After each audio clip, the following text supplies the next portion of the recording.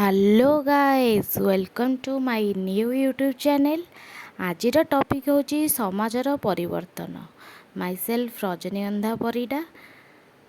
कल्पटी आम आरंभ करिबा। समाज सर्वदा परिवर्तनशील अटे। एक एक चलमानर प्रतीक अटे। परिवर्तन और समाज परस्पर सहित जड़ित अटंती। एकदा मेरान नईकूଳରେ दुई जाजावर बास करती। सेमाने सेठारे खाई पी मौज मजलिसरे रुहंती। भविष्यत प्रति सेमानकर कौनसी भी चिंता न थाए। परिवर्तन तांको पाखरे आदुए आसे नहीं। बुली बुली निज समय को सेमाने बिताई थांती।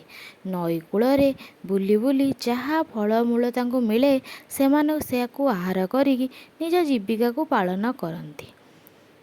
थरे एपरी हुए जे दुहें चाली चाली एक सहर रे पहुँचिले।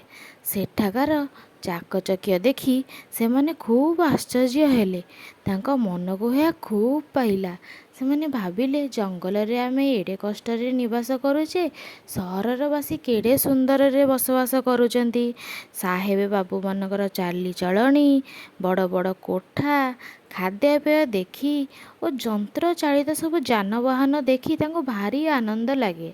सेमाने भावंती एमाने केते सहजरे निज जीवन को चलुचंती, हेले आमे जंगल रे केते कष्ट रे बसवास करुचु, खाद्य पाई भी मुठे आमे कष्ट भोगुचु। दुहे चिंता करती आमे भी एही भली परिवर्तन कले केमिति हुअंता। जंगल रे भी बसवास ठारू सहर रे बसवास खूब सुंदर सेमानकु लागिला।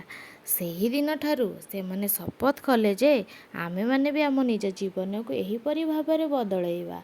सहर रे जेपरि सुख सुविधा रे आउ जंत्र चालित जानवाहन रे लोक जीवा आसीबा करूचंती, एते सुंदर खाद्यपेय पाउचंती, निजे कष्ट करी निजे चलुचंती, एहीपरि भाबरे सेमाने भाबिले और निजकु परिवर्तन कले।